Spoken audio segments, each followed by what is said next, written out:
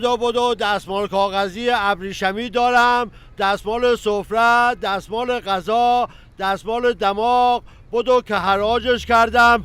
های چرا مشتری نمیاد؟ سیر و پیاز میخوری میشینی پیش ما، تو صورت ما داد و فریادم میکنی، بعد مشتری نمیاد آه عمیقم میکشی. نمیگی دیوونت میشیم لعنتی؟ آقا جان با خدا من نه سیر خوردم نه پیاز. باز تو روی من حرف زد. حداقل چند تا پیس عطر ادکلن بزن به خودت پسر که راه نفس ما بسته نشه. ادکلن؟ آقا جان با این قیمت و عطر ادکلن الان بهترین بویی که میتونم بدم بوی هیچیه. تا این آخوندهای بدبو توی این مملکت سر کارن، بوی خوب ما اصلا به دماغ کسی نمیاد. راست میگه عمو صفت جان. الان قیمت عطرا یه جوری گرون شده که باید به دوست آشنا بگی بوی اون روزم رو یادته؟ اونم میگه آره، تو هم میگه همون.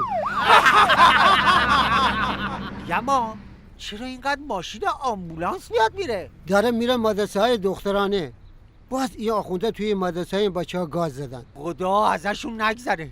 همین یه قلمو کم داشتی. آخوندا وضعیت کشور یه جوری کردن که صبح از خواب پا میشی باید اول خبرها رو چک بکنی ببینی تازور میتونی زنده بمونی یا نه. میدونی چی جالبه عمو صفدر؟ این که اینا حمله شیمیایی به مدرسه ابتدایی دخترانه میکنن، بعد صبح استفاده از انرژی هستی سولامیز میکنن. بابا کبریت هم نمیشه دست شما داد والا. عمو جان عزمای مافنگی خوب میدونه به زودی رو سرشون خراب میشه، واسه همینم الان از سایه خودشونم میترسن. گفتی ترس؟ دیروز تو درمانگاه بودم، یه آخوند این نماینده مجلس آمد اتاق تزریقات.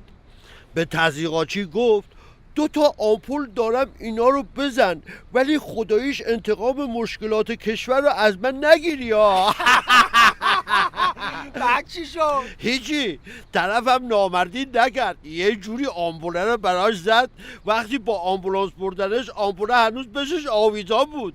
نمیدانم هوا زد چی بود زد بشش. آخونده عمودی اومد افقی برگشت.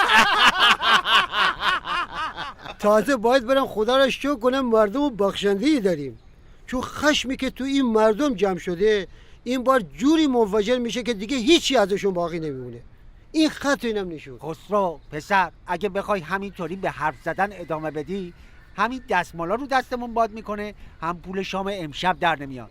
زود بلند شو یه داد بزن یه چند تا مشتری بیاد ده. تقصیر من چیزه؟ خودتان بحث بوی پیاز و ادکلن کردین نذاشین ما کاسه بیمانه بکنیم. بدو دستمال کاغذی ابریشمی دارم، دستمال سفره، دستمال غذا، دستمال دماغ. بدو که حراجش کردم. بابا رو تو بگیر اون بر خفه شدی.